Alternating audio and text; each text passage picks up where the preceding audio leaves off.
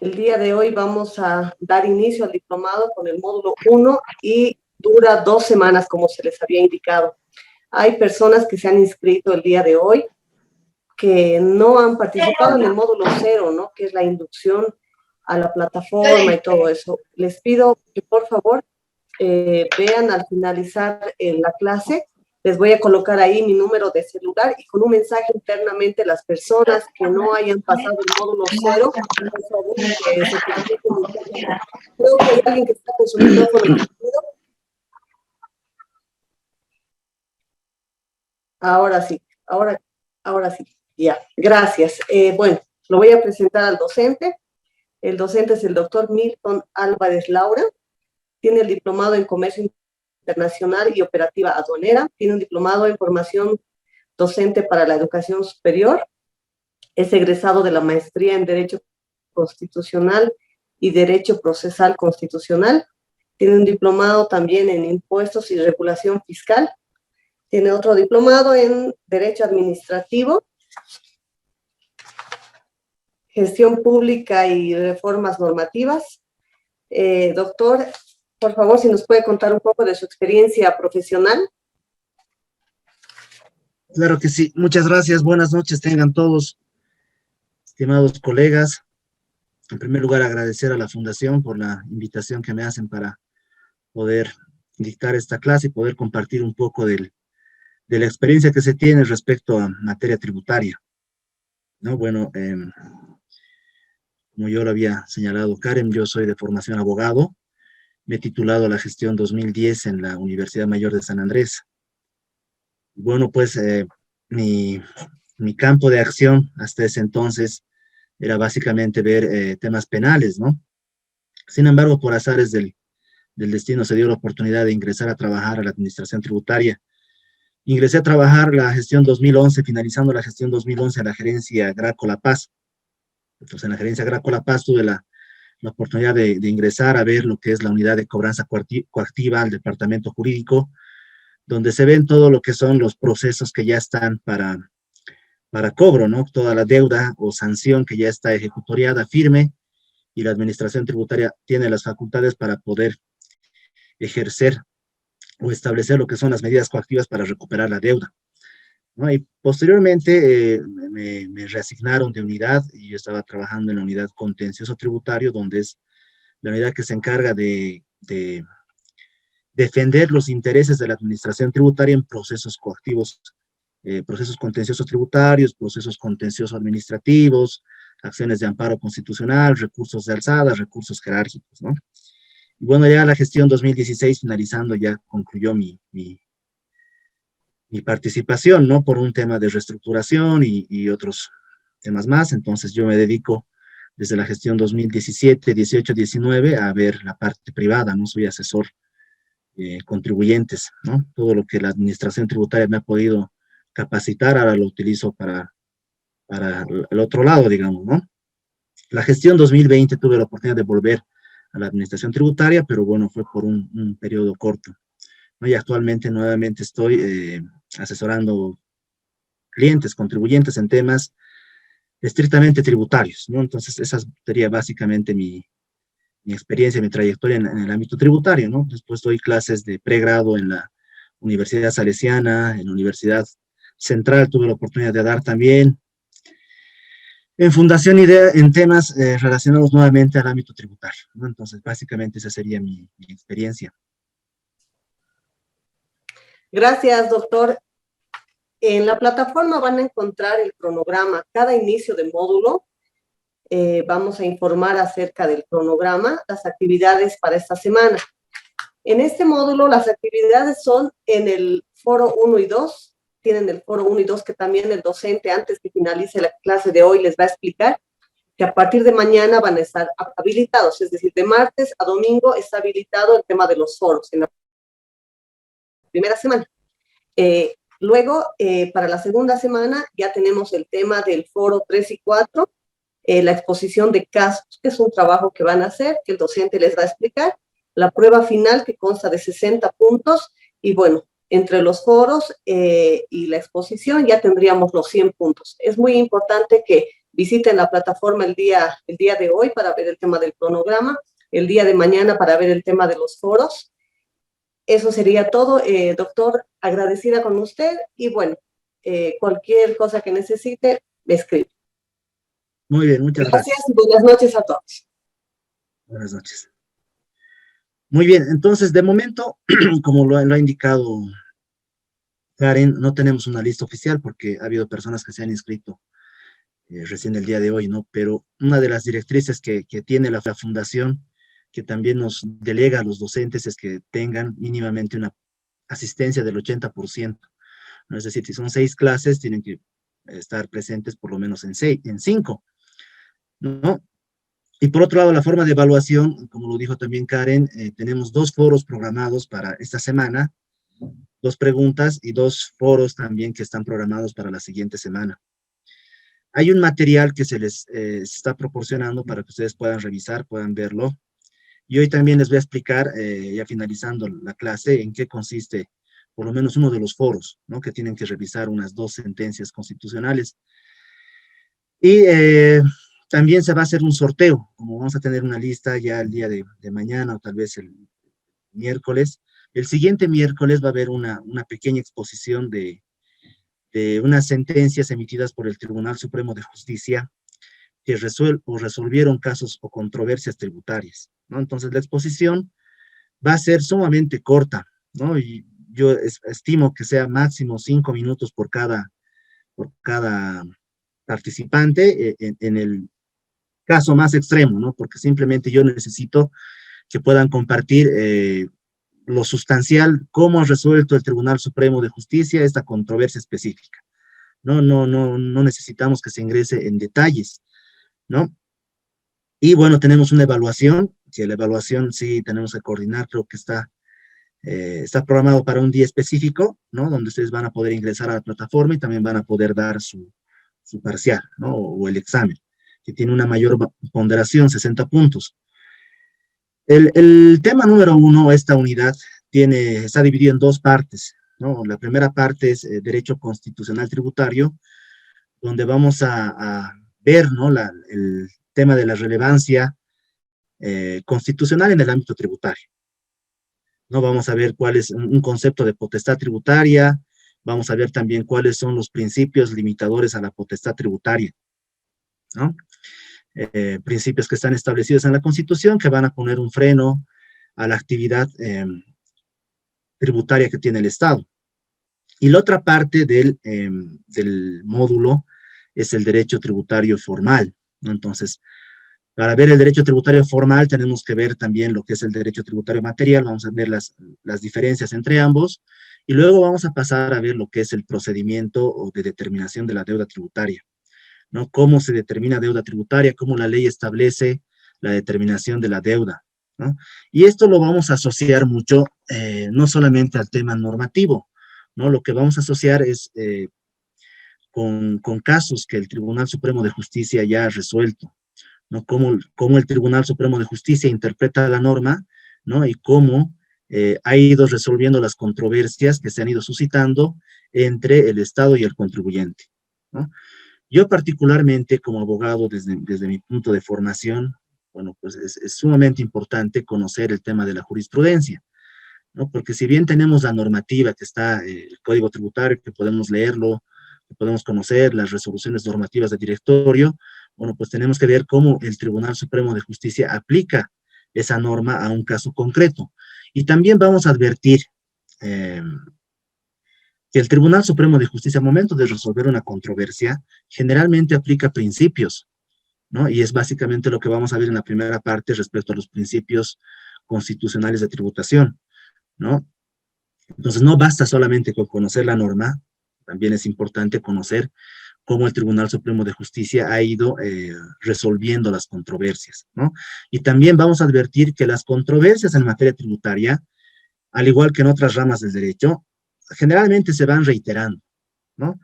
Una misma controversia, ya el Tribunal Supremo de Justicia ha emitido un criterio y el propio Tribunal Supremo de Justicia va resolviendo la misma similar controversia con el mismo criterio, ¿no? Y va formando lo que se denomina jurisprudencia.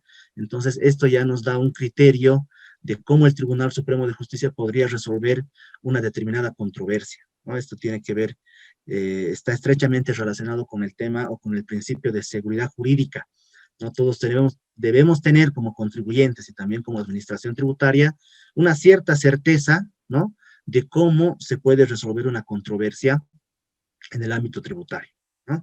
Entonces, hasta acá quisiera consultarles, tal vez tienen alguna inquietud en particular respecto a lo que respecto a lo que vamos a ver, tal vez tienen algún tema específico que quisieran ver, ¿no?, respecto a estas dos partes, que es derecho constitucional tributario y el derecho formal y el procedimiento de determinación.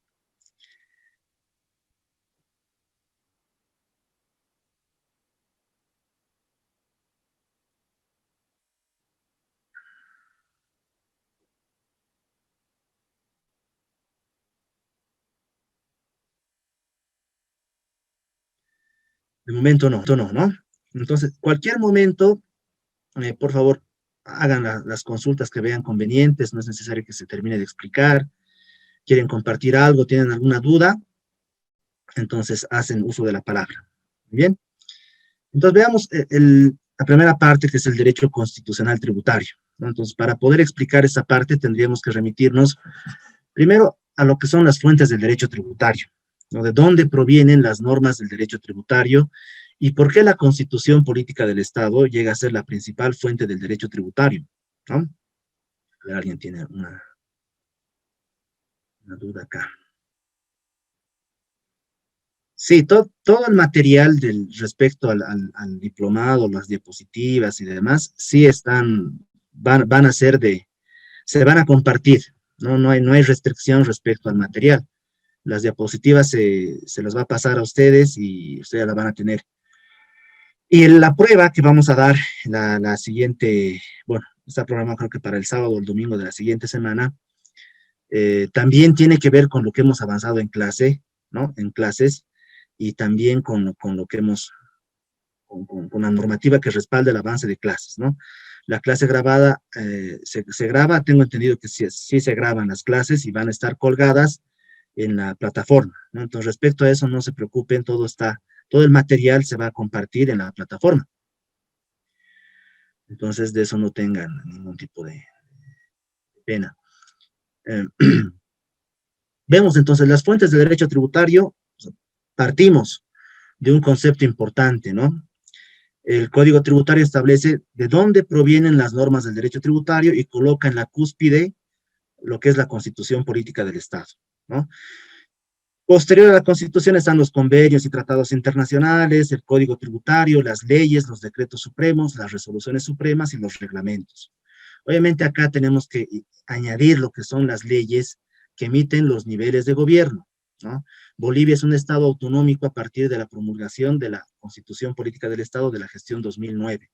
Hemos dejado de ser un estado unitario, descentralizado, a ser un estado autonómico, y esto tiene relevancia en materia tributaria. ¿Por qué? Porque vamos a advertir que tenemos diferentes sujetos activos, ¿no? Es decir, diferentes administraciones tributarias que van a tener competencia tributaria respecto a determinados tributos, ¿no?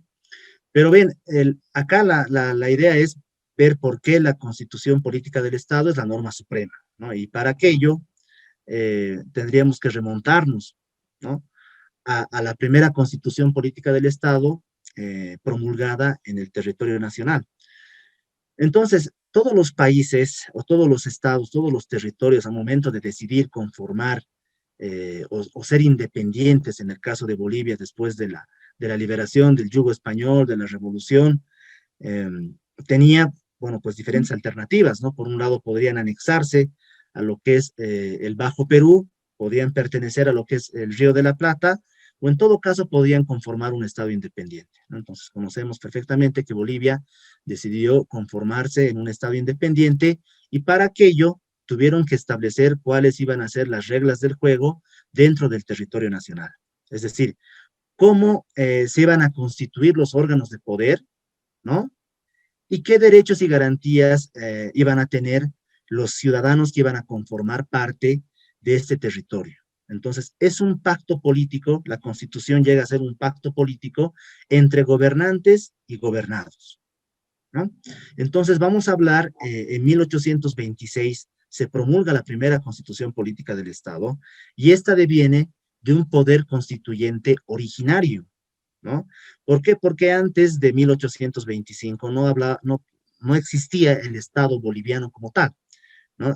Pertenecíamos, qué sé yo, a una parte de una organización que venía de Europa, ¿no? De España. Entonces, al momento de que el territorio nacional, la población del territorio nacional, lo que es actualmente Bolivia, se libera de este dominio, pues necesariamente tienen que conformar un grupo de personas que van a representar, ¿no?, a la población en general, y ellos van a decidir, o van a elaborar lo que es la primera constitución política del Estado. Entonces hablamos de las características del poder constituyente originario. En primer lugar, es originario porque no existe otro poder anterior, ¿no? Llega a ser extraordinario porque es único en la historia, ¿no? Bolivia no va a tener nuevamente otro poder constituyente originario. Conocemos que la Constitución Política del Estado de la Gestión 2009 es una constitución, podríamos decir, nueva, ¿no? Porque si bien teníamos la Constitución de 1826, una de las reglas también de las normas jurídicas es que no hay ninguna norma que sea eterna en el tiempo, ¿no? Porque las normas tienen por finalidad regular conducta de las personas, ¿no? Establecen prohibiciones y establecen mandatos. Y la situación social siempre va a ir modificándose en el tiempo, es decir, una norma que pudo ser útil en determinadas circunstancias, tal vez actualmente no llegue a ser útil, ¿no? O tal vez tenga que responder a otra realidad social. Evidentemente, la Constitución de 1826 tenía una realidad y un contexto social, ¿no? Y esta Constitución ha ido modificándose en el tiempo, ¿no? Ha habido más de 20 modificaciones constitucionales en el tiempo, ¿no? En 1994, por ejemplo, una modificación constitucional en el gobierno de Gonzalo Sánchez de Lozada ha creado el Defensor del Pueblo, el Tribunal Constitucional, ¿no?, el Consejo de la Magistratura, ¿no? Entonces, se va modificando la norma en el tiempo. Ahora, si bien tenemos una nueva constitución, ¿no?, a partir de la gestión 2009, esta constitución no deviene de un poder constituyente originario, sino deviene de un poder ya constituido, porque ya teníamos una constitución anterior, ¿no? Entonces, el poder constituyente originario llega a ser único, por eso es extraordinario, ¿no? Se fue el audio, ¿me escuchan? Dice Carminia. Doctor, yo lo escucho perfectamente. Ya, los demás, ¿me escuchan? Doctor, yo igual lo escucho perfectamente. Ya, muchas gracias. Entonces debe ser un tema aislado, ¿no?, de la compañera. Ya, gracias. Ahora, pasando a otro de las características del poder constituyente originario. Además, este poder constituyente llega a ser supremo. ¿Por qué? Porque encima de este poder, ¿no?, que va a establecer lo que es la constitución y las reglas del juego dentro del territorio nacional, no existe otro poder que tenga mayor jerarquía, ¿no? Por eso hablamos de otra de las características, que es supremo. Y finalmente es directo porque proviene directamente del pueblo, ¿no?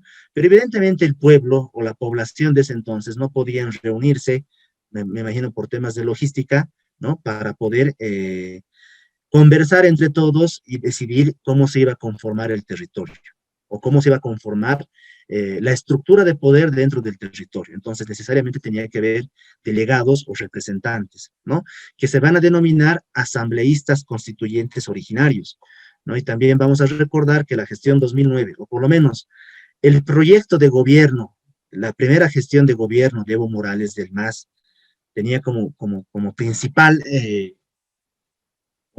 tema reformular o refundar el Estado boliviano a través de una nueva constitución política del Estado que vaya a recuperar, qué sé yo, principios, valores ancestrales, ¿no? Se ha recuperado de determinadas lenguas originario campesinas, se ha reconocido los pueblos indígenas originarios campesinos, se ha reconocido su forma de administrar justicia, se ha establecido lo que son las autonomías, pero esto ya era una solicitud de la media luna, de la media luna, ¿no? Que ellos pedían lo que eran las autonomías. Entonces se ha conformado un nuevo pacto político a través de la Constitución de la gestión 2009, ¿no? Pero bueno, pues de lo que estamos hablando acá es que si bien el poder constituyente originario deviene de manera directa del pueblo, bueno, pues el pueblo tiene que elegir sus representantes, ¿no? Pero no hablamos de representantes en este tema de los diputados o senadores, sino hablamos de representantes que van a conformar un grupo que se va a denominar asambleístas constituyentes originarios, ¿no? Ahora, el producto del poder constituyente originario va a ser el poder constituido, ¿no? La Constitución Política del Estado lanza un producto y van a ser los órganos de poder. El órgano legislativo, el órgano ejecutivo, el judicial y el electoral, que también en 1826 lo teníamos, ¿no? Y que nuevamente lo hemos retomado en la gestión 2009. Sin embargo, de estos 4 poderes o 4 órganos de poder, en materia tributaria nos van a interesar 3, ¿no? El legislativo, el ejecutivo y el judicial. Estos 3 órganos de poder tienen relevancia en materia tributaria, que ya lo vamos a ir explicando. Y por otro lado tenemos el poder constituyente reformador, que establece la propia Constitución debe tener los mecanismos para reformularse a sí misma, ¿no? Y nuevamente podemos poner como ejemplo el referéndum del 21F, ¿no? La Constitución se puede modificar, efectivamente se puede modificar, pero hay ciertos candados o ciertos mecanismos jurídicos que tienen que aplicarse para la modificación de la Constitución, ¿no? ¿Y quién es el facultado para poder modificar la Constitución? Bueno, pues el único que tiene facultad para poder modificar la Constitución va a ser el propio pueblo, ¿no? Entonces, ¿cómo se va a modificar? A través de un mecanismo o un instituto que se denomina el referéndum, ¿no? Entonces, se le consulta al pueblo si es que se decide modificar la Constitución. Bueno, pues entonces el pueblo tiene que decidir a través de una de las formas que va a ser el referéndum, ¿no? Entonces, la Constitución nuevamente no es una norma eterna en el tiempo, ¿no? Se puede modificar porque responde a una situación social. Ahora, viendo esto, podríamos decir que la Constitución, al ser la norma que establece cuáles son los órganos de poder dentro del Estado, establece cuáles son las reglas del juego, toda la demás normativa va a ser producto de la Constitución Política del Estado, ¿no? Por eso hablamos acá de una jerarquía en normativa, pero ya podemos identificar por qué la Constitución está por encima de las demás normas, ¿no? Porque es la primera norma que estableció cuáles son las reglas del juego dentro del territorio nacional, cómo se van a comportar los gobernantes, quiénes van a ser los gobernantes, en todo caso, el poder constituido, órgano legislativo, judicial, electoral, ejecutivo, y bueno, pues también vamos a ver que va a haber frenos y contrapesos, ¿no? Frenos al ejercicio del poder por parte del Estado, ¿no? Y acá retomamos también un concepto, porque el Estado tiene una finalidad, ¿no? El Estado está básicamente para poder prestar determinados servicios públicos, ¿no? Nosotros como ciudadanos, como población, nos sometemos o restringimos parte de nuestras libertades, ¿no? Al Estado para que el Estado también nos pueda proporcionar algo, ¿no? Y el Estado nos proporciona servicios públicos, ¿no? Y estos servicios públicos tienen que ver o están estrechamente relacionados con lo que son los derechos que tenemos todas las personas dentro del territorio, ¿no? El derecho a la salud, derecho a la educación, derecho a la libertad de locomoción, derecho a la libertad de expresión, derecho a la vida, ¿no? Entonces, el Estado nos protege, ¿no? Nos llega a proteger y por eso nosotros como ciudadanos nos sometemos a lo que es el orden del Estado, ¿no? Ahora bien, las fuentes podemos dividirlas en 2 partes, ¿no? Las fuentes formales y las fuentes materiales en materia de derecho tributario. Ahora, las normas o las fuentes formales, podríamos decir que se podría resumir de la siguiente forma, ¿no? Las normas que sirven como vehículo introductor de otras normas, ¿no? Las fuentes formales son vehículos introductores de otras normas. Y las fuentes materiales van a ser las reales fuentes del derecho, ¿no? En este caso del derecho tributario, porque van a ser los hechos de la realidad social, que son útiles para producir nuevas normas. Pero acá hay una regla que tenemos que conocer, que es ninguna norma jurídica, ¿no?, va a ingresar al sistema normativo, ¿no?, al conjunto de normas que regulan la conducta de las personas dentro de un territorio, sin otra norma que la introduzca, ¿no? Entonces, podríamos concluir de la siguiente forma, ¿no? Tenemos vehículos introductores de normas, sí, ¿no? Y tenemos vehículos introductores de normas primarios y vehículos introductores de normas secundarios. Por ejemplo, los primarios, ¿no? La principal fuente productor de normas va a ser la Constitución Política del Estado. ¿Por qué? Porque la Constitución Política del Estado crea lo que son los órganos de poder y crea un órgano de poder específico que va a ser el órgano legislativo, ¿no? Le va a dar competencia, le va a dar cuerpo, le va a dar la estructura como tal, diputados, senadores, Asamblea Legislativa Plurinacional, y que va a tener por competencia emitir leyes, ¿no? Que son los diputados y senadores, la Asamblea son nuestros representantes, o representantes de la población, porque han sido elegidos por voto popular, ¿no? Entonces, la Constitución es un vehículo introductor de normas, pero específicamente ¿de qué? De leyes, ¿no? Y bueno, pues las leyes también llegan a ser vehículos introductores, pero ya no de otras leyes, sino de reglamentos. Ahora, la Constitución, muchas de las partes de la Constitución requieren desarrollo normativo, ¿no? Y ese desarrollo normativo se lo va a establecer a través de las leyes que emite el órgano legislativo, ¿no?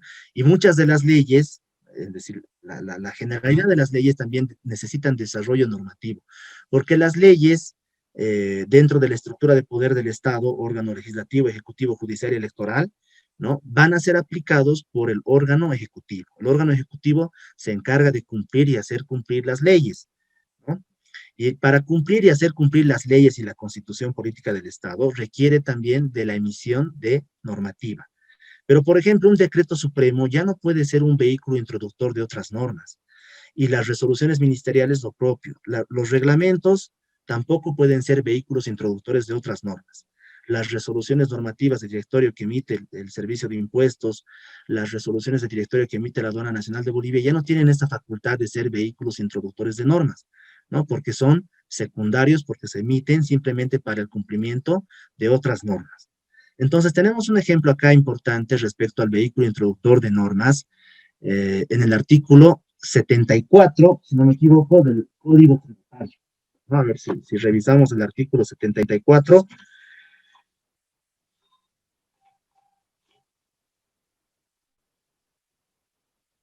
Bueno, no es el 74, es el 64. El artículo 64 del Código Tributario señala, ¿no? La administración tributaria, conforme a este código y leyes especiales, dice, ¿no?, podrá dictar normas administrativas de carácter general a los efectos de la aplicación de las normas tributarias, las que no podrán modificar, ampliar o suprimir el alcance del tributo ni sus elementos constitutivos, ¿no? Entonces, evidentemente, la administración tributaria, ¿no?, tiene facultad para emitir normativa, pero esta normativa es limitada, ¿no? No va a poder modificar lo que son los hechos constitutivos de los tributos, es decir, el hecho generador, el sujeto pasivo, la base imponible, la alícuota, ¿no?, el perfeccionamiento del hecho generador. Eso solamente está delegado para el órgano legislativo, ¿no? Entonces, acá es importante también ver lo que es la competencia y el procedimiento, es decir, hay un órgano competente para la emisión de leyes y hay un procedimiento establecido para la emisión de leyes, ¿no? Entonces, nuevamente retomamos esta parte, fuentes formales que estamos viendo del derecho tributario son normas que sirven como vehículos introductores de normas, ¿no?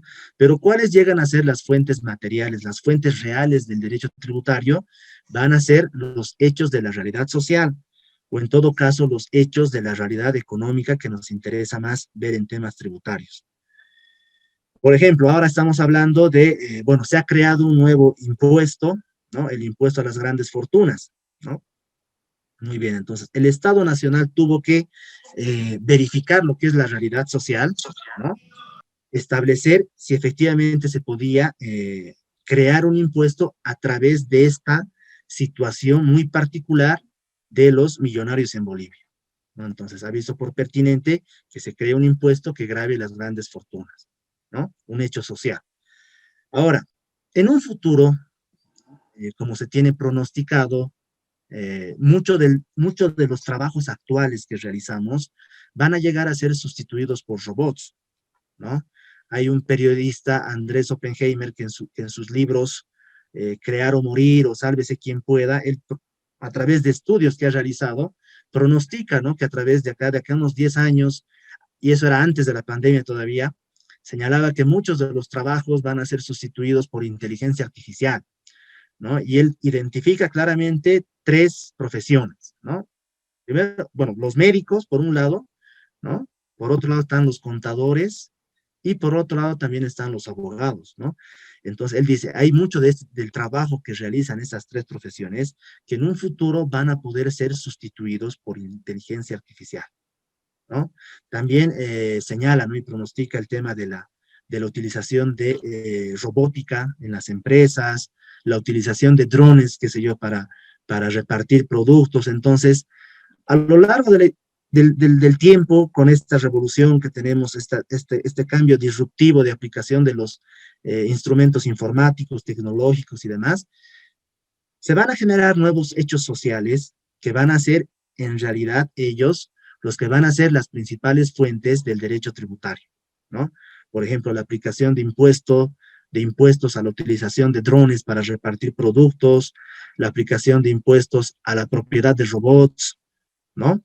Entonces, estos son, o van a llegar a ser, o son en todo caso, la verdadera fuente del derecho tributario, ¿no? Los hechos económicos, los hechos sociales. Muy bien, la Constitución Política del Estado, al ser un pacto, un convenio político entre gobernantes y gobernados, ¿no? Al ser la norma jurídica que va a establecer lo que es la estructura o el armazón o la columna vertebral de todo nuestro sistema normativo, ¿no? Podemos dividirla en dos partes, ¿no? La parte orgánica y la parte dogmática. La parte orgánica va a llegar a ser lo que es la estructura de poder dentro del Estado, ¿no? Tenemos una estructura de poder dentro del Estado que va a ser la organización funcional del Estado, ¿no? Esta diapositiva, bueno, yo la copié de un libro que es de este profesor Freddy Aliendre, ¿no? Que nos expone esta parte, ¿no? Tenemos órganos de poder y tenemos funciones estatales, señala él, ¿no? Y los órganos de poder, como lo habíamos dicho, tienen que ver con el órgano legislativo, ejecutivo, judicial y electoral, ¿no? Y el órgano legislativo está compuesto por la Asamblea Legislativa Plurinacional y a su vez está compuesto por la Cámara de Diputados y Cámara de Senadores. ¿Cuál es la principal función que tienen o que tiene este órgano de poder? Bueno, pues emitir leyes, ¿no? Son nuestros representantes por el voto popular y ellos se van a encargar de emitir lo que son las leyes, y las leyes son de cumplimiento de gobernantes y gobernados, de todos los ciudadanos a partir de su promulgación, ¿no? Tenemos el órgano ejecutivo que está compuesto por el presidente del Estado, el vicepresidente y los ministros de gobierno, los ministros de Estado, perdón, ¿no? Y ellos van a tener por facultad, por competencia, cumplir y hacer cumplir la Constitución y las leyes, ¿no? Y obviamente van a tener facultades de dirección de gobierno, ¿no? Ellos toman las decisiones dentro del territorio nacional. Y finalmente está el órgano judicial, que está compuesto ya por diferentes instituciones, por la jurisdicción ordinaria, ¿no? La jurisdicción agroambiental, el Consejo de la Magistratura, bueno, el Tribunal Constitucional, que muchos dicen que no forma parte del órgano judicial, pero también tiene una estrecha relación con este, ¿no? Pero bueno, el órgano judicial está para resolver controversias, ¿no? Controversias que puedan surgir en la aplicación de las leyes, de las normas, controversias que surgen a partir de particulares, ¿no? De personas, por diferentes problemas que pudieran tener de diferentes ámbitos, ¿no? Familiar, temas de familia, divorcios, asistencias, qué sé yo, ¿no? Temas civiles por el incumplimiento de obligaciones, de contratos, por sucesiones hereditarias, ¿no? Y también hay controversias que surgen entre el Estado y el contribuyente o el Estado y el administrado, ¿no? Cuando existe controversia entre el Estado y el administrado, también quien tiene la última palabra respecto a la resolución de la controversia va a tener el órgano judicial que está conformado por jueces en última instancia, ¿no? Y el órgano electoral acá que se va a encargar de lo que son la gestión de los comicios, de las elecciones que se van a llevar a cabo dentro del Estado en cualquier nivel de gobierno, ¿no? Y luego tenemos funciones estatales, en función de control, ¿no? La Contraloría General del Estado, que se encarga de controlar toda la actividad administrativa, ¿no?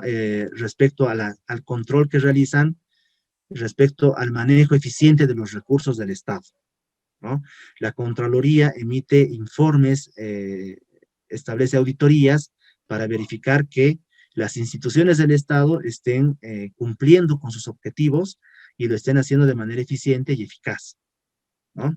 Que no estén malgastando el dinero, qué sé yo, en las competencias que tienen, ¿no? Entonces la Contraloría emite sus informes de auditoría y pueden establecer diferentes responsabilidades, ¿no? Civil, administrativa, ejecutiva y penal.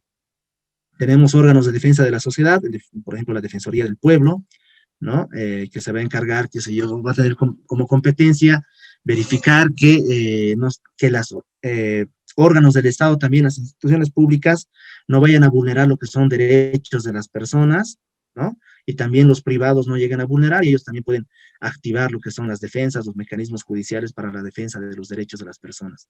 Y el Ministerio Público, que está encargado de la investigación de aquellos delitos de orden público, ¿no? Los fiscales de materia. Las funciones estatales de defensa del Estado, por ejemplo, la Procuraduría General del Estado, ¿no? Que se va a encargar de verificar por lo que son, o de velar por los intereses del Estado como tal, ¿no?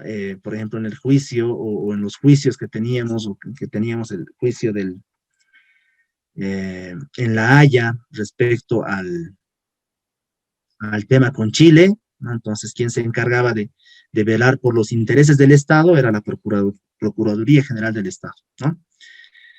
Y también sobre el SILALA también está la Procuraduría General del Estado, ¿no? Y también una función económica que es importante, la Asamblea Legislativa Plurinacional tiene una función económica, sí, respecto a lo que es el presupuesto general del Estado, ¿no? Que se emite todos los años, ¿no? Con una antelación, ¿no? Con antelación.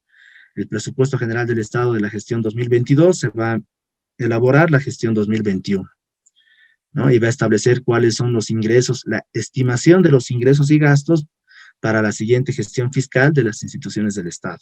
El órgano ejecutivo que se encarga de elaborar lo que es el presupuesto general del Estado a cargo del Ministerio de Economía y también del Banco Central, que tiene funciones económicas, ¿no? Entonces, de toda esa estructura de poder, lo que a nosotros nos interesa ver van a ser estos tres órganos de poder, ¿no? El legislativo. El legislativo, ¿por qué? Porque acá empieza, ¿no?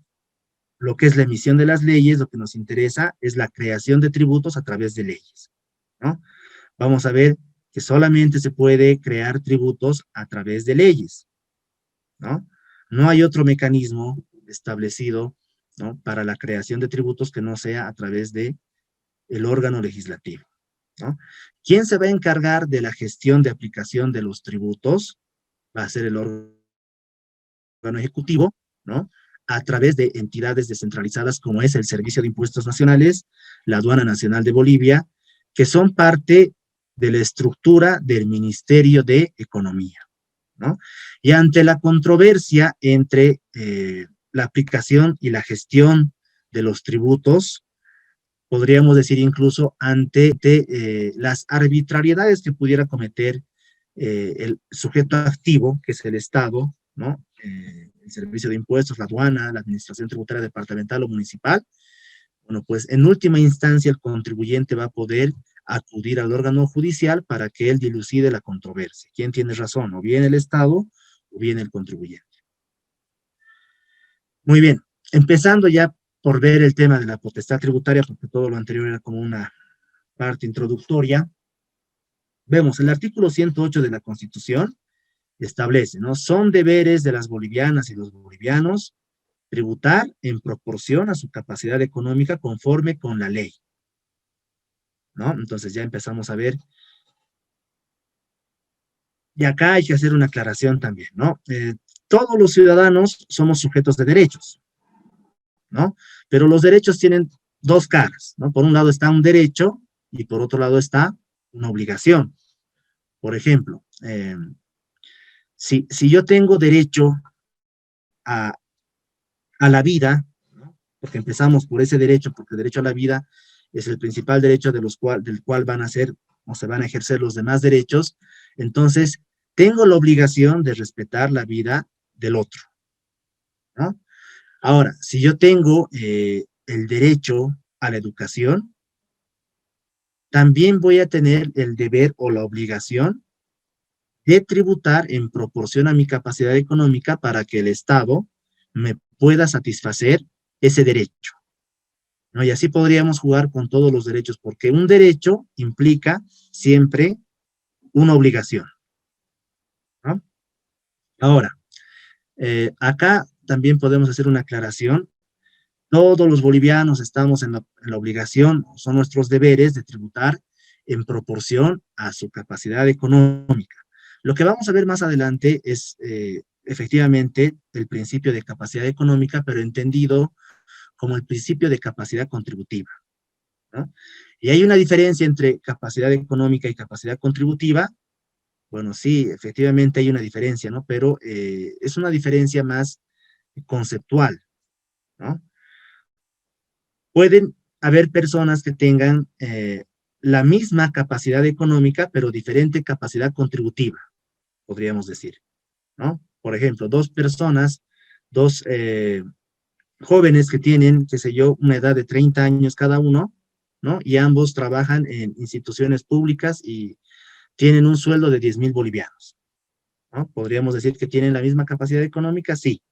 Pero, por ejemplo, el joven A tiene su esposa, ¿no? Tiene 2 hijos y vive en alquiler. En cambio, el joven B, bueno, pues es soltero, ¿no? Y vive en una casa que se lleva heredada de los padres. Entonces, ambos tienen la misma capacidad económica, pero tienen diferente capacidad contributiva, ¿no? Y ahora tal vez ustedes dirán, pero bueno, pues al final es lo mismo, digamos, ¿no? Y podríamos decir que sí, pero mientras vayamos perfeccionando o ajustando de mejor manera los términos jurídicos, vamos a ir avanzando también en el desarrollo de esta ciencia, de esta rama del derecho que también es importante, ¿no? Entonces, la Constitución señala primero, son deberes de las bolivianas tributar en proporción a su capacidad económica, ¿no? Ahora, lo que habíamos dicho, todos los derechos implican siempre un deber, ¿no? No hay derechos sin deberes.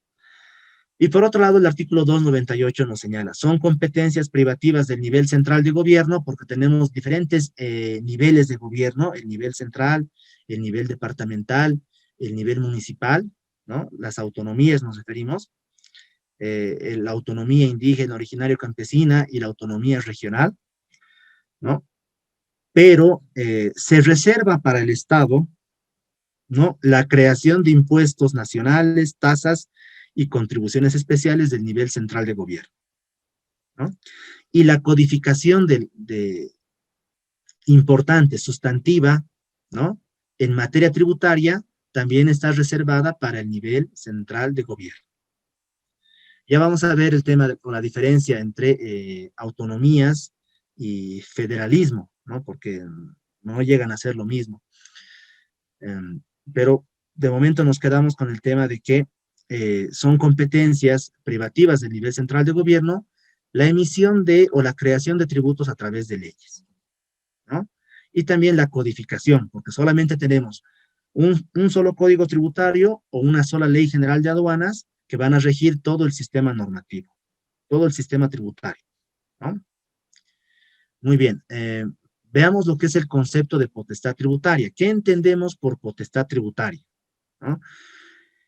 Bueno, vamos a encontrar diferentes conceptos, pero bueno, este es el que más, por lo menos, me ayuda para poder explicar esta parte, ¿no? La potestad tributaria es aquella facultad que tiene el Estado para crear, modificar y o suprimir tributos a través de leyes, ¿no?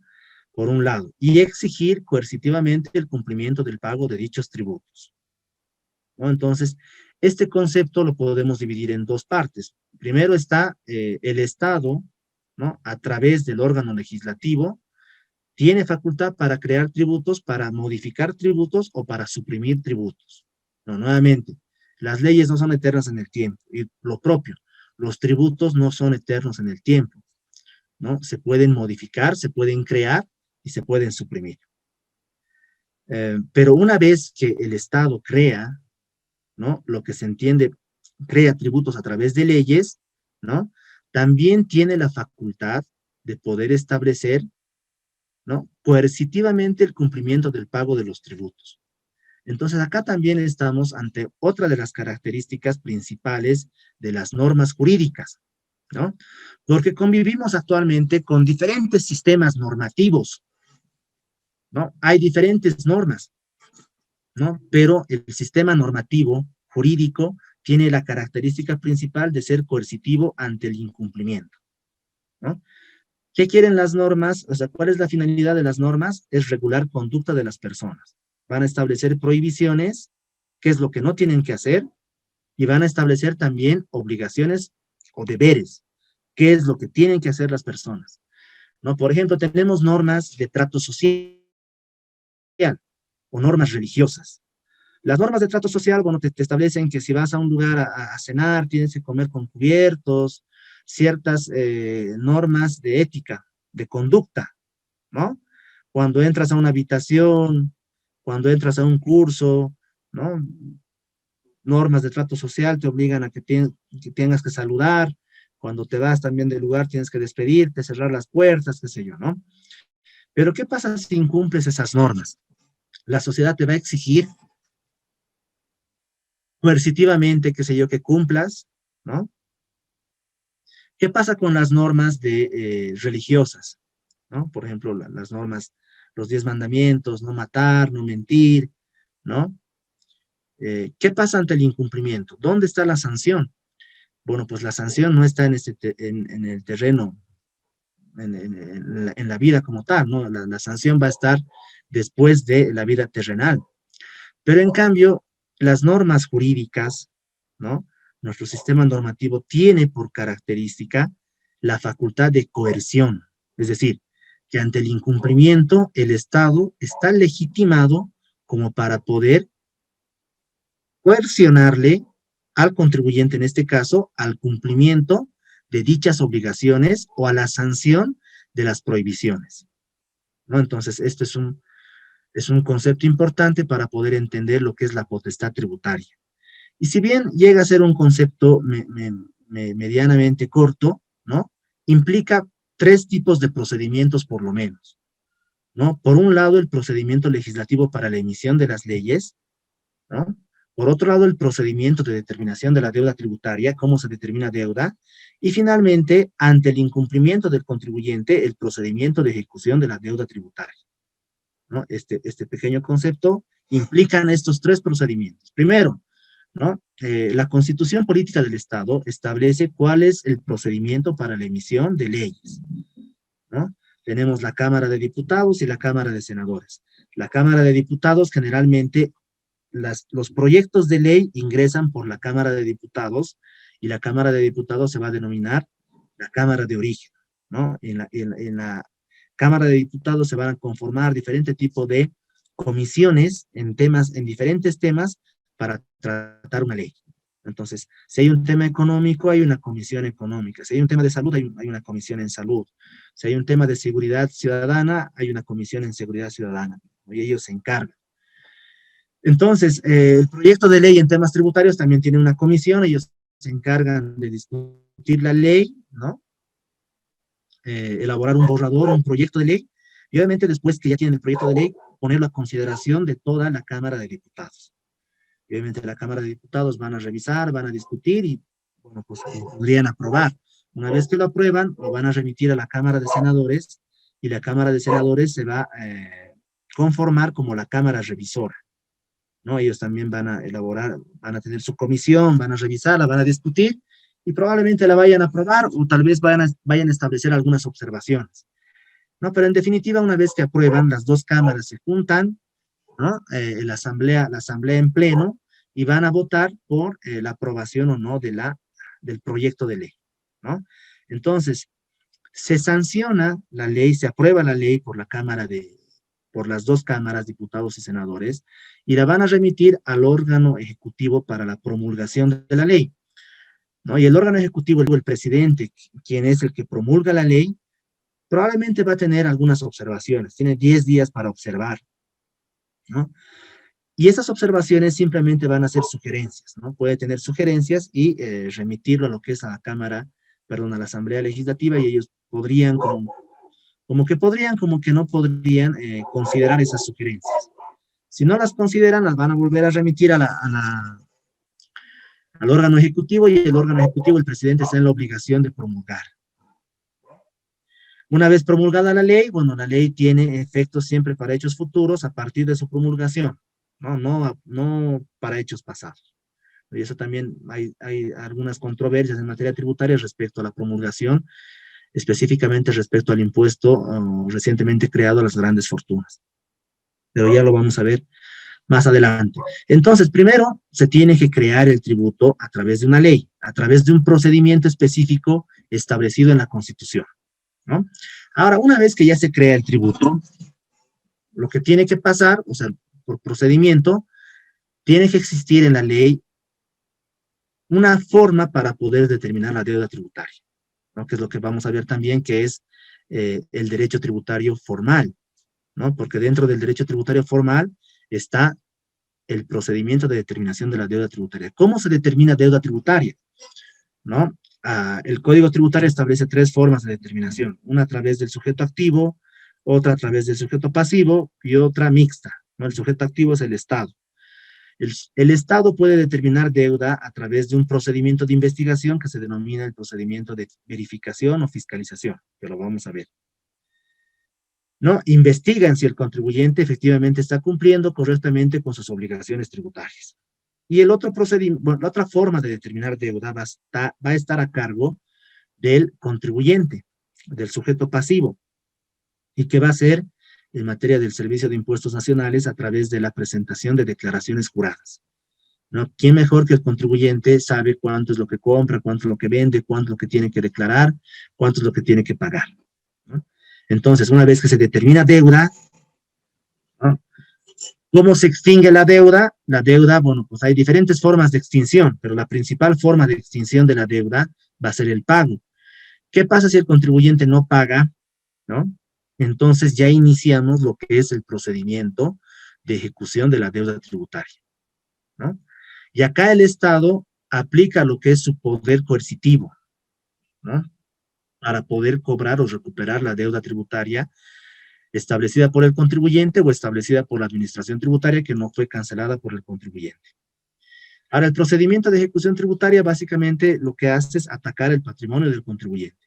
Cuando ya hay una deuda o una sanción que ya no se puede modificar, que es firme, que está ejecutoriada, entonces la administración tributaria le notifica al contribuyente con un proveído de inicio de ejecución tributaria, que es comúnmente le denominan PIET, ¿no? El proveído de inicio de ejecución tributaria, donde le señala al contribuyente, ¿no? Señor contribuyente, usted tiene un título de ejecución tributaria, que sería una resolución determinativa con deuda, o una sentencia que ha perdido el contribuyente, una declaración jurada no pagada, una resolución sancionatoria firme, ¿no? Usted tiene esta deuda o sanción firme, pague en el plazo de 3 días, caso contrario vamos a iniciar las medidas coactivas, ¿no? Las medidas coactivas están establecidas en el Código Tributario, creo que es el artículo 110 del Código Tributario, que establece cómo el Estado puede recuperar esa deuda tributaria, ¿no?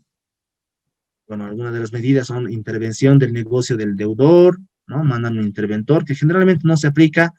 Están la prohibición de celebrar contratos con el Estado. El contribuyente deudor no puede venderle productos ni prestarle servicios al Estado. Están la no solvencia fiscal, ¿no? Bueno, que es básicamente lo que les había dicho, ¿no? Un contribuyente deudor no puede venderle ni prestarle servicios al Estado, ¿no? El Servicio de Impuestos manda una nota a la Contraloría General del Estado y la Contraloría General del Estado emite su certificado de no solvencia fiscal porque el contribuyente tiene deudas con el Estado. No puede adjudicarse contratos, qué sé yo, ¿no? También está la retención de pagos de terceros.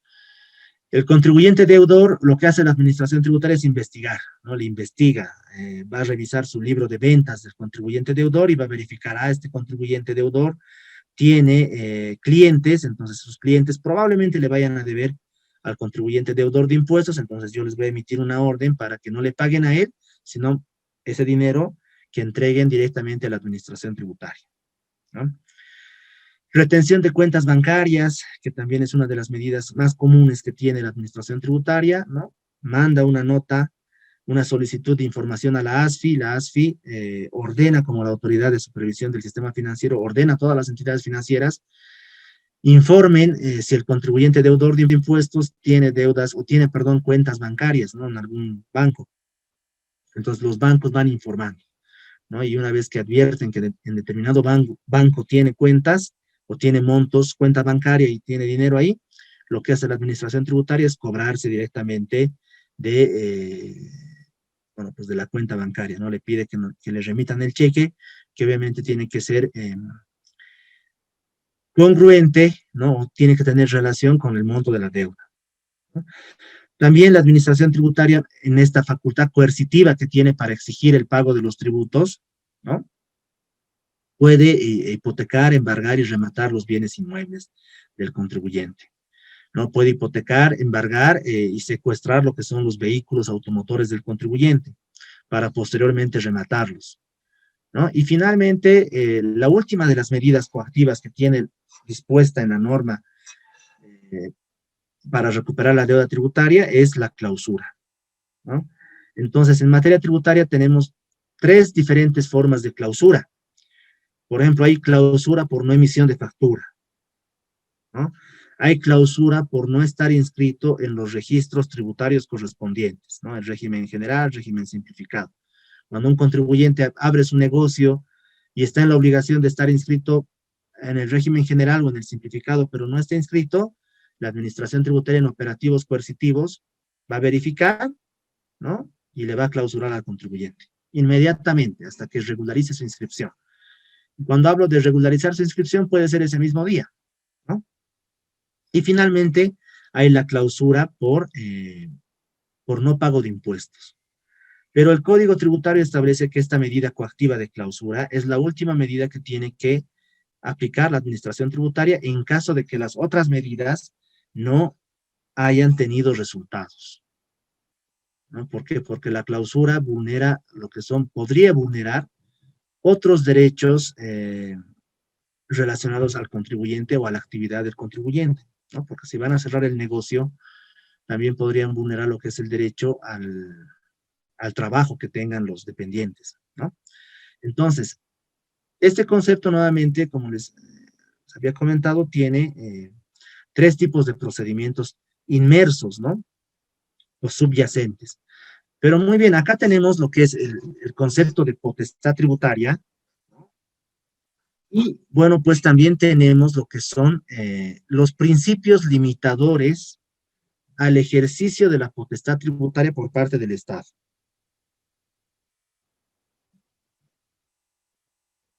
¿No? Tenemos 2 principios. Podemos clasificarlo en 2 principios según nuestro desarrollo doctrinal que tenemos, ¿no? En los libros. Los principios formales, o el principio limitador formal, y el principio material, ¿no? Y acá, el principio formal tiene que ver con el principio de legalidad o reserva de ley. Y el principio material tiene que ver con el contenido de los tributos, que va a ser la capacidad contributiva, ¿no? Y nuevamente acá la aclaración, habíamos visto, la Constitución establece capacidad económica, ¿no? Pero lo que nos interesa a nosotros es ver, bueno, corrigiendo esta omisión, bueno, este error tal vez en la denominación, lo correcto es establecer como capacidad contributiva.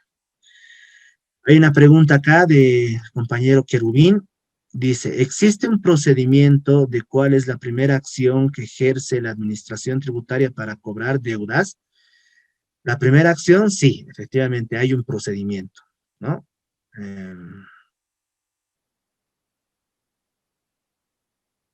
Retomando esta parte, ¿no? Tendríamos que revisar, Querubín, el tema de el artículo 108, el 109 y el 110 del Código Tributario, ¿no? Primero, para que se inicie el procedimiento de ejecución de la deuda tributaria, debe existir un título de ejecución tributaria, es decir, un acto administrativo que establezca deuda o sanción tributaria que ya no se pueda modificar. ¿Y por qué hablamos que el acto administrativo que establezca deuda o sanción ya no se pueda modificar? ¿Por qué? Porque todos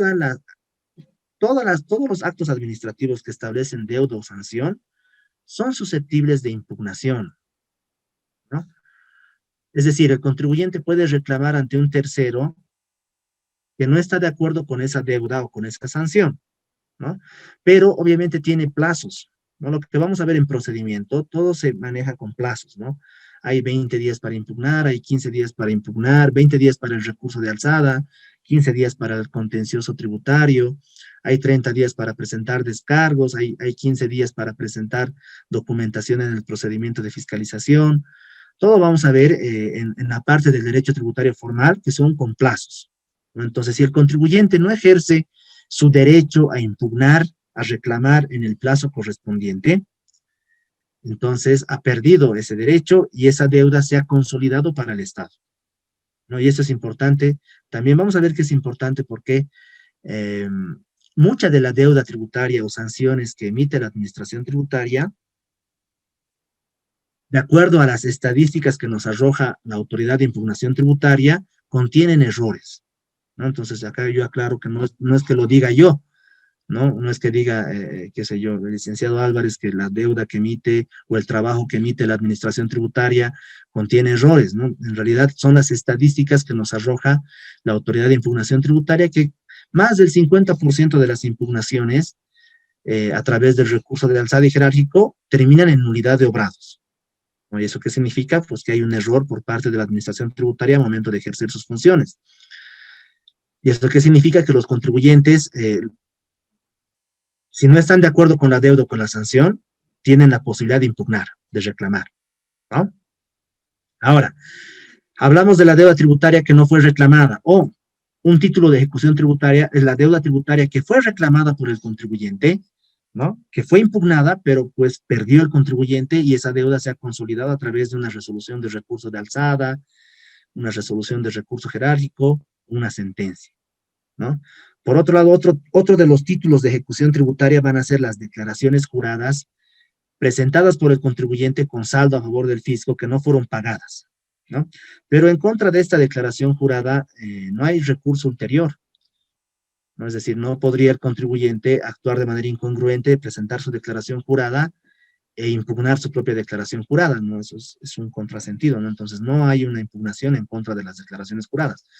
Pero sí hay un procedimiento que va a ser el procedimiento de rectificación de la declaración jurada, ¿no? Que también lo vamos a ver, por lo menos en parte.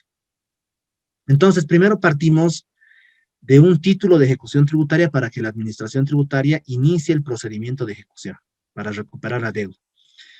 Y de acá nos tenemos que remitir a lo que es el artículo 4 del Decreto Supremo 27874, ¿no?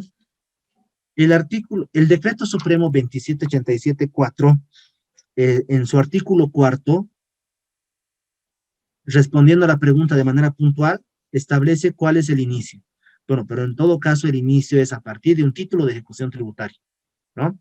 Pero el artículo 4 del Decreto Supremo 27874 señala la ejecutabilidad de los títulos listados en el parágrafo primero del artículo 108 de la ley 2492 procede al tercer día siguiente de la notificación con el proveído que dé inicio a la ejecución tributaria, acto que de conformidad a las normas vigentes es inimpugnable, ¿no? Entonces, primero hay un título de ejecución, luego la administración tributaria le notifica al contribuyente con un proveído de inicio de ejecución tributaria, lo que es un PIET, y en el PIET, en el acto administrativo que es el PIET, la administración tributaria tiene que identificar cuál es la deuda, ¿no? Señor contribuyente, usted tiene una resolución sancionatoria con una deuda de tal monto, una resolución determinativa con una deuda de tal monto, una resolución de recurso jerárquico que usted perdió por una deuda de tal monto, una sentencia emitida por el Tribunal Supremo que usted impugnó, perdió, pero que le ha establecido tal monto, ¿no? Y le va a otorgar 3 días al contribuyente para que haga efectivo el pago.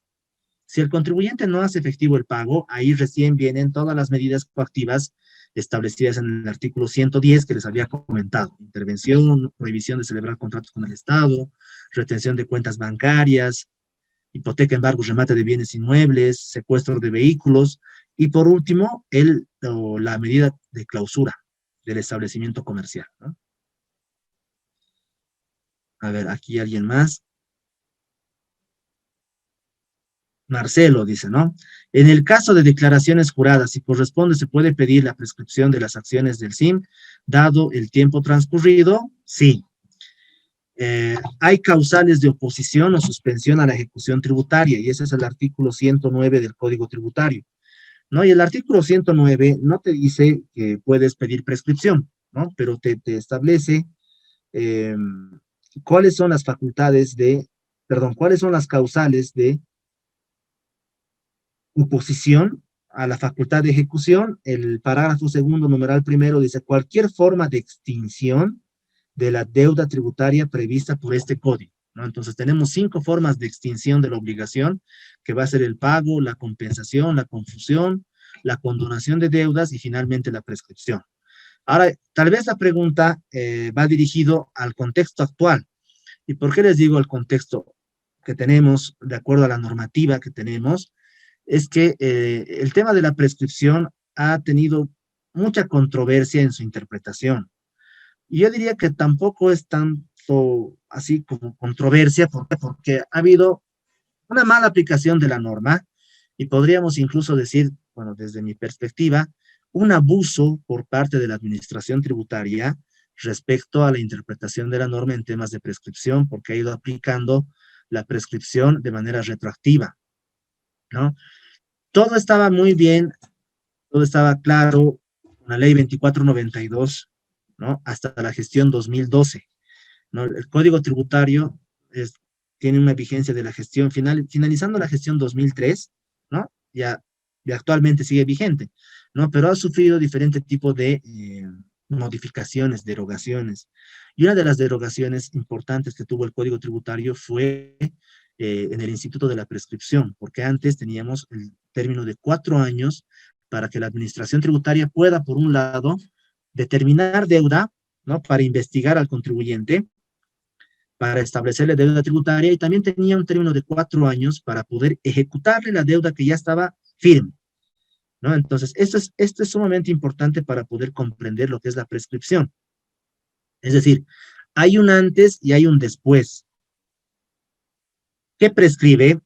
Prescriben las facultades que tiene la administración tributaria para determinarle deuda al contribuyente o para sancionarle al contribuyente. Eso prescribía en el plazo de 4 años, de acuerdo a la ley 2492, sin modificaciones. Ahora, una vez que la deuda ya está determinada, una vez que la sanción ya está firme, la deuda ya está firme, ejecutoriada, la administración tributaria tenía el plazo de 4 años para poderle ejecutar al contribuyente esa deuda. ¿Y cómo le ejecuta al contribuyente esa deuda? A través de las medidas coactivas que les había señalado, ¿no? Retención de cuentas y demás. Ahora, eso era hasta la gestión 2012. La gestión 2012, en septiembre de 2012, se promulga la ley 291, ¿no? En septiembre de 2012, y modifica el término de la prescripción, ¿no? Y el término de la prescripción y acá está el detalle, para determinar deuda o ejecutar sanciones, para determinar deuda o para establecer sanciones, prescribían la gestión 2012, 4 años, la gestión 2013, 5 años, la gestión 2014, 6 años, así progresivo, ¿no? Hasta la gestión 2018, 10 años. Y acá lo importante es que también la ley 291 ha establecido que la facultad de la administración tributaria para ejecutar deudas tributarias firmes es imprescriptible. Es decir, la ley 291 se ha promulgado en septiembre de la gestión 2012.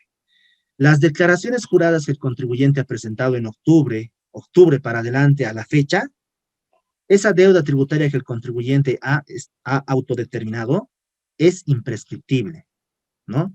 La administración tributaria ya no tiene un término de 4 años, 8 años para poder ejercer esas facultades de ejecución, ¿no? No importa cuántos años pase, no importa si el contribuyente fallece, esa deuda va a continuar vigente, ¿no? Podrían heredar incluso los herederos del contribuyente deudor, ¿no? Entonces, ahí está la diferencia. Entonces, si retomamos a la pregunta, las declaraciones juradas, eh, perdón, ¿qué decía acá? Las declaraciones juradas, se puede pedir prescripción de las acciones del SIM dado el tiempo transcurrido en las declaraciones juradas.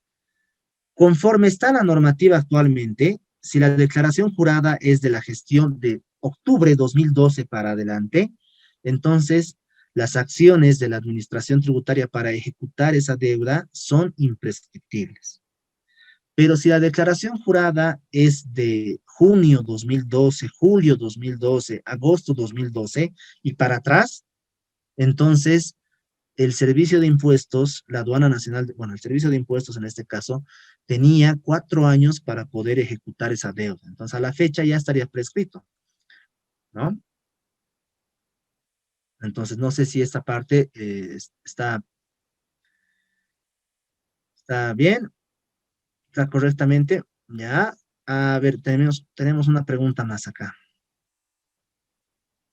Si tengo saldo, Cireli Garrido dice, ¿no? Si tengo saldo a favor del contribuyente y no se lo toma a favor, ¿me genera algún problema con el servicio de impuestos? Dice, si tengo saldo a favor del contribuyente y no se lo toma a favor, bueno, pues el crédito fiscal, ¿no? O el saldo, podríamos decir, bueno, podría ser para el RSIVA o para el IVA, es un derecho que te tiene el contribuyente, ¿no? Ya se está considerando el crédito fiscal como un derecho, ¿no?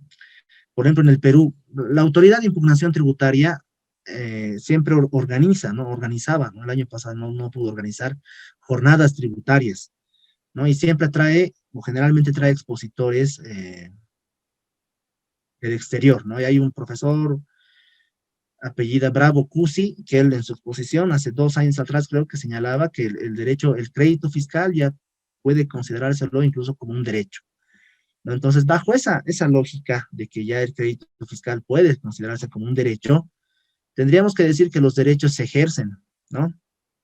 Es decir, si el contribuyente tiene una deuda de 1.000 bolivianos, pongámosle, o una sanción de 1.000 bolivianos o 500 UFBs, el contribuyente podría decidir en ejercicio de su derecho a impugnar, decidir impugnar o conformar la sanción, ¿no? Tal vez por 1.000 bolivianos no vaya a convenir impugnar, abrirse un proceso que le va a costar tiempo y dinero, ¿no? Porque tiene que pagar al asesor. Tal vez lo conveniente va a ser simplemente pagar, por más que la deuda o la sanción no sea correcta, ¿no? Entonces, lo que va a decidir, va a preferir no ejercer su derecho a la impugnación y va a decidir pagar, ¿no? Porque es más conveniente o haciendo un contrapeso, ¿no? Viendo beneficios, costo-beneficio, va a decir, bueno, mejor la pago, ¿no? Entonces, en el tema del crédito fiscal o de los saldos que pudiera tener el contribuyente, también es un derecho del contribuyente de poder apropiarse o de poder declarar correctamente esos saldos, ¿no? ¿Por qué? Porque en realidad a él le van a beneficiar, ¿no? La administración tributaria no le va a sancionar al contribuyente por no declarar correctamente lo que son sus saldos, porque en definitiva eso a quien le perjudica va a ser solamente al contribuyente, ¿no? Entonces, bajo esa lógica, considero que no tendría ningún problema, pero obviamente el que está declarando no se está apropiando correctamente de un derecho que puede ser un saldo, o el que se está perjudicando va a ser el propio contribuyente. Ahora, obviamente, esto después podría corregirse a través de una rectificatoria de declaración jurada, ¿no? Pero bueno, eso ya es un procedimiento que también implica un costo para el contribuyente porque se tiene un tiempo para poder efectuar y no muchas veces el resultado es favorable, ¿no? A ver, alguien más tiene, Querubín dice, no, si bien las deudas con el Estado no prescriben, ¿en qué tiempo cesa la acción de cobrar la deuda por parte de la administración tributaria? Si bien las deudas con el Estado no prescriben, bueno, es que esto, eh, nuevamente tenemos que aclarar, ¿no? Em, el Código Tributario, habíamos visto, ¿no? La Ley 2492, la gestión 2012, sufrió modificaciones con la Ley 291, que ha establecido una variación del cómputo de la prescripción. En diciembre de la gestión 2012 se emitió la Ley 317, que también ha modificado parte de la prescripción, y finalmente tenemos la Ley 812, que ha modificado también el término de la prescripción a 8 años, ¿no? Ampliable a 2 años más. Y lo que tenemos que ver acá es, eso tenemos que tener bien claro respecto a la prescripción. No es que vaya a prescribir lo que es el tributo, ¿no? Lo que prescribe son las facultades de la administración tributaria para determinar deuda o para establecer sanciones, ¿no? No es que prescribe el tributo. Por más que la deuda ya esté prescrita, si el contribuyente paga, bueno, pues el Estado no le va a devolver ese monto pagado, ¿no? Ahora, lo otro que tenemos que aclarar que es actualmente la deuda tributaria que ya está determinada a partir de la gestión 2012, septiembre de 2012 para adelante, la deuda tributaria que ya está determinada, ¿no? ¿Qué es lo que antes prescribía? Eran las facultades que tenía la administración tributaria para ejecutar esa deuda, ¿no? No es para el tributo como tal, ¿no? Pero antes eran las facultades para ejecutar, es decir, para establecer las medidas coactivas, sí prescribían en 4 años. Pero bueno, pues actualmente, de acuerdo a cómo está la normativa, las facultades para ejecutar deuda son imprescriptibles. Entonces, eso es sumamente importante para comprender, ¿no? Porque no podríamos decir erróneamente que, bueno, pues las deudas tributarias no prescriben, depende de cuándo sea la deuda, ¿no? Porque si es anterior a la gestión 2012, esa deuda o esas facultades que tiene impuestos para cobrar probablemente están prescritas ahora, ¿no? Y por experiencia propia yo les puedo decir que impuestos, ¿no? Pretende, bueno, todavía tiene en su cartera deuda tributaria de la gestión 2012, 11, 10, 9, 8, incluso deuda que se ha generado con la ley 1340, ¿no? Del 2001, 2000, ¿no? Entonces, esa deuda está prescrita, pero la prescripción no opera de oficio, tiene que pedir el contribuyente, ¿no? Y ese es bueno, uno de los temas que tenemos que tener presentes al momento de ver el tema de la prescripción. A ver, tenemos una pregunta más acá. ¿Hasta qué punto el SIM puede expropiar bienes para cobrar una deuda tributaria en caso de que se trate de una empresa SRL o sociedad anónima? Bueno, expropiar, ya bueno, digamos que no es que se va a agarrar con él. Una de las características del tributo es que son obligaciones en dinero, ¿no?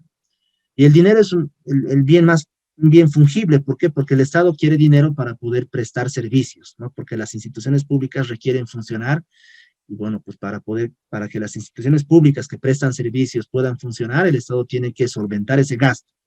Pero no lo va a solventar a través de la expropiación de bienes, ¿no? Lo que hace el Estado es, no le interesan los bienes, lo que le interesa es el dinero, ¿no? Entonces lo que va a hacer es rematar los bienes inmuebles, ¿no? Y una vez, obviamente, rematado el bien inmueble, ¿no? Él va a cobrar y se va a satisfacer de la deuda, ¿no? La va a declarar extinguida. Pero acá puedo ver, bueno, hay una particularidad respecto a las SRLs, ¿no? Y podríamos decir también a las sociedades anónimas respecto a la responsabilidad que tienen los administradores, ¿no? El Código Tributario regula una situación muy particular, porque para el Código de Comercio, la SRL, bueno, pues como lo dice su nombre, es de responsabilidad limitada, ¿no? Todo lo que tenga el patrimonio de la SRL, bueno, pues va a ser sujeto, qué sé yo, va a ser utilizado para responder las obligaciones que tenga, o los pasivos que tenga. pero hasta el límite del patrimonio de la SRL, ¿no?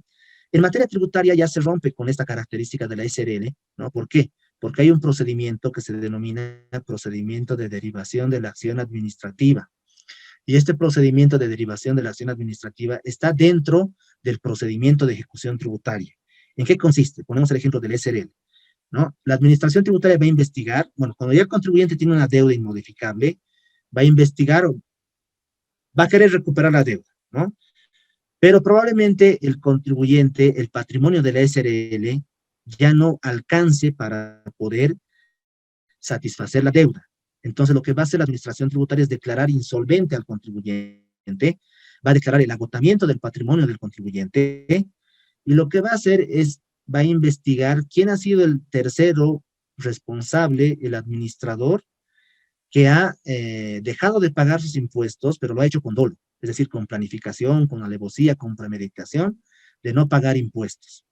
Entonces, como ha realizado esta planificación el administrador de patrimonio ajeno, el representante legal, podríamos decir, va a iniciar este procedimiento de derivación de la acción administrativa y le va a hacer responder con su propio patrimonio al tercero responsable, ¿no? Pero obviamente esto, hay un procedimiento que se denomina nuevamente derivación de la acción, le van a notificar al tercero responsable con este procedimiento de derivación de la acción, con un auto en el cual se le va a señalar, no, señor contribuyente, se ha agotado el patrimonio de la SRL.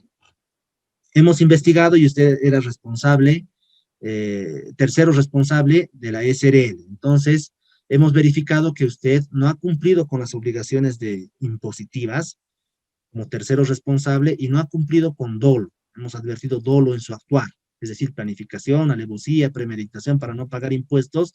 Entonces, a usted como tercero responsable lo vamos a catalogar, ¿no?, como tercero subsidiario de la obligación tributaria. Entonces, el que va a responder con la deuda tributaria va a ser usted con su propio patrimonio, ¿no? Y obviamente esto le van a notificar con una resolución, con un auto inicial, podríamos decir, ¿no? Una resolución inicial. Le van a otorgar 20 días para que pueda presentar descargos y posterior a esos 20 días, bueno, van a emitir la resolución administrativa de derivación de la acción administrativa, y en el caso de que confirmen la conducta del contribuyente con dolo, qué sé yo, lo van a denominar tercero subsidiario de la obligación tributaria. Entonces, esa resolución, el contribuyente o el tercero subsidiario va a poder impugnar, va a poder reclamar, ¿no?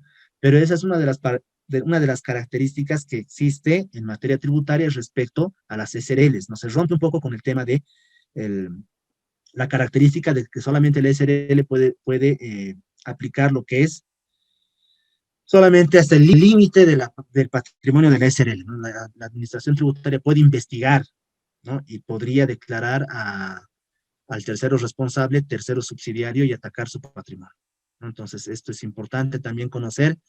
¿Por qué? Porque muchos de ustedes, ¿no?, van a llegar a ser representantes legales de alguna sociedad comercial, ¿no? Entonces, es importante siempre tener presente esto para actuar de buena fe con la administración tributaria, ¿no?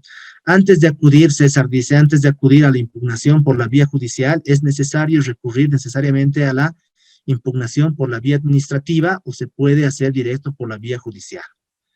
A ver, un ratito. Si el tercero responsable también es insolvente, bueno, pues es insolvente y no se le va a poder cubrir. O sea, no se va a poder satisfacer la deuda, ¿no? Hay muchos contribuyentes que son insolventes, ¿no?, que tienen deuda tributaria y son insolventes. En los bancos tengo entendido que se los denomina cartera, qué sé yo, incobrable, y pasa un tiempo y simplemente lo archivan, digamos, ¿no? Pero en cambio la administración tributaria no puede disponer de estos contribuyentes que no tienen patrimonio, ¿no? La obligación de la administración tributaria es continuar con las medidas coactivas, aún así el contribuyente no tenga patrimonio. Y la única salida que puede tener la administración tributaria para poder recuperar, bueno, pues va a ser que se emita una ley de un perdonazo, digamos, ¿no?, una condonación de deudas. Y en función a esa condonación sí va a poder dejar de cobrar o establecer lo que son las medidas coactivas. Ahora, respondiendo a la pregunta de César, se puede acudir a la vía de impugnación judicial, bueno, es necesario. El contribuyente tiene dos vías de impugnación, una vía judicial y una vía administrativa. No, la vía administrativa es el recurso de alzada y posterior recurso jerárquico. Y la vía judicial es la demanda contencioso tributaria. Tiene características, obviamente son dos vías de impugnación diferentes. El contribuyente puede elegir cualquiera de las dos vías para reclamar, o bien judicial o bien administrativa, ¿no? Entonces sí puede acudir de manera directa a la vía judicial. Ahora acá la característica es, o no, una particularidad es la siguiente. Si el contribuyente decide elegir la vía administrativa, es decir, recurso de alzada y recurso jerárquico, la resolución del recurso jerárquico todavía se puede impugnar a través de la vía judicial en una demanda contencioso administrativa. ¿Y esto por qué? Porque aplicamos, vamos a ver este principio de control judicial. Toda la actividad del órgano ejecutivo, de las instituciones públicas, en última instancia van a estar bajo control del órgano judicial.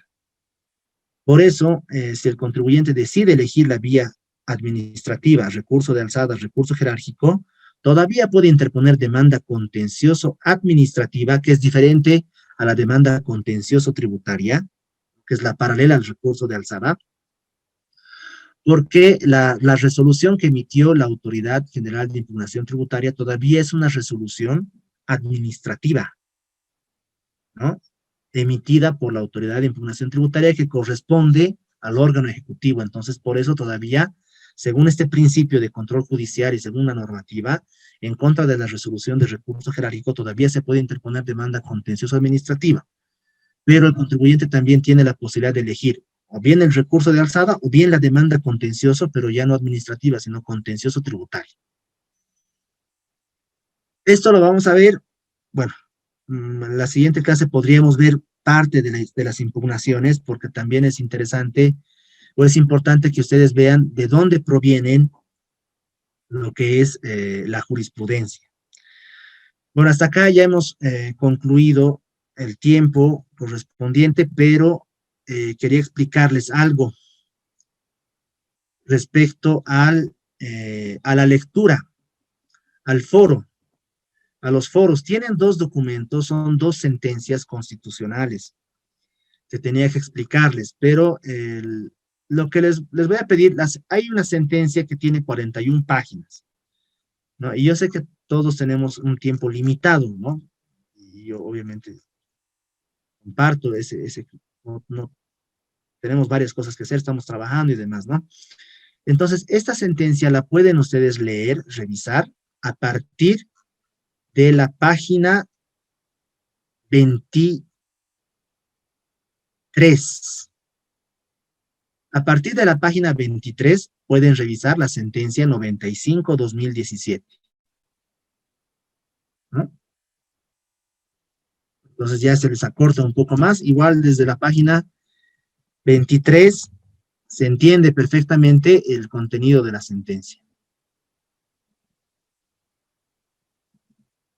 Pero obviamente los que están, tal vez quieren interiorizarse un poco mejor con el contenido, tal vez comprender, pueden leer completo, ¿no? Y la otra sentencia, 87-2017, ¿no? La tienen que leer, la sentencia 87-2017, la página, pueden revisar desde la página 17. Estas sentencias nos van a ayudar a entender también cómo aplica el Tribunal Constitucional los principios limitadores a la potestad tributaria. Por eso también es importante que las puedan leer y también es importante que las lean porque el foro 2 tiene que ver con responder preguntas respecto a estas dos sentencias. Muy bien, entonces con esto hemos concluido la clase de hoy. Si no hay ningún comentario o alguna consulta, me despido, nos conectamos el miércoles.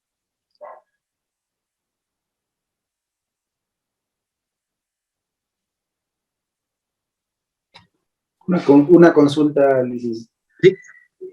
¿Cómo funcionan estos foros? Una vez leemos esto, usted hace consulta para tener una idea más o menos general. ¿Ya? Entonces, la fundación nos establece y van a tener ustedes en todos los módulos foros, ¿no? 2 foros por semana, en todos los módulos. Y estos foros están colgados en la página de la Fundación IDEA. Entonces, todos van a tener un usuario y una contraseña para poder ingresar a la página y ahí también está colgado todos los materiales respecto a cada módulo de cada docente, ¿no? Entonces, los foros son preguntas que el docente arroja para que ustedes puedan responder, ¿no? Y también, en general, bueno, los foros, por lo menos en mi materia, son preguntas abiertas. Siempre van a ser preguntas abiertas, ¿no? Pero obviamente hay que ver algún tipo de material para poder contestar, ¿no? Pues para el foro 1, el día de hoy ya nos hemos formulado preguntas y hemos expuesto parte de las preguntas o de las respuestas para los foros. Pero obviamente no hay respuestas correctas o no. O sea, como son preguntas abiertas, cada uno puede tener diferentes criterios. Pero para el foro número 2 de la materia de este módulo, tienen que leer estas 2 sentencias constitucionales, la que les dije, y estas sentencias están colgadas en la página o en el sistema de la fundación, ¿no? La 95 y la 87. Y también acá les estoy poniendo desde qué página podrían leer para cortar un poco el material, ¿no? El contenido, porque son un poco extensas, podríamos decir que sí, pero si ya las leemos desde esa parte, igual se entienden, no hay ningún problema. Y hay ciertas fechas también para presentar los foros, ¿no? Creo que tenemos hasta el domingo, si no me equivoco, para que puedan presentar los foros, ¿no? Para que puedan responder los 2 foros esta semana y la siguiente también.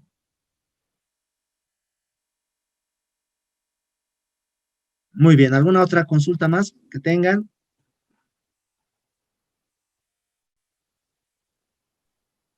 Buenas tardes, disculpe sobre la exposición del día miércoles. ¿De qué era? ¿Será que puede subir al grupo? ¿De qué temas? Ya, muy bien. Entonces,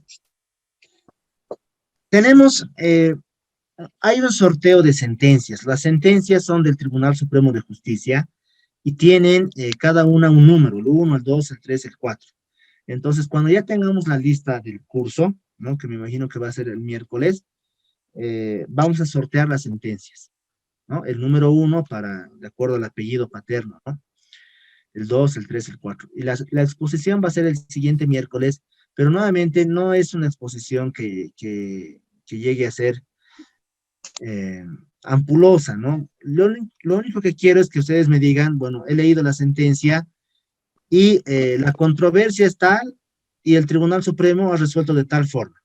Eso, ¿no? Entonces tiene que ser sumamente concreto, corto, ¿no? Claro, como dijo, 5 minutos. Entonces no va a ser para todos lo que vamos a exponer. ¿Perdón? Entonces no va a ser para todos lo que vamos a exponer 5 minutos. No, o sea, si pueden exponerlo en 2 minutos, 1 minuto, perfecto. No, los 5 minutos es el límite que tienen para poder compartir el contenido de la sentencia, ¿no? Entonces, lo que yo necesito es que ustedes revisen, de acuerdo al sorteo que va a haber, ¿no? Que es por números, la sentencia y vean lo más sustancial de la sentencia, no me digan, no es necesario ni los nombres ni nada, digamos, ¿no? Tal contribuyente tuvo un procedimiento de determinación, ¿no? Una resolución determinativa, la administración tributaria lo ha establecido, los reclamos del contribuyente eran tal y el Tribunal Supremo resuelto de tal forma, ¿no? Es como un comentario que nos hagan de la sentencia que les ha tocado. De eso. Ah, ya. Entonces ustedes en el transcurso de la tarde nos van a pasar qué sentencia nos ha tocado. A eso me refiero. Sí, ¿Qué sí, apellido? sí. Exacto. Sí. Ah, ya. Hasta el día miércoles ya vamos a tener claros. Licenciado, buenas noches, disculpe. ¿El miércoles ya va a ser la exposición o para el siguiente miércoles? No, el siguiente miércoles, ¿no? Este miércoles ya vamos a tener la lista y el sorteo, ¿no? El siguiente miércoles ya van a poder, ya tendrían que exponer.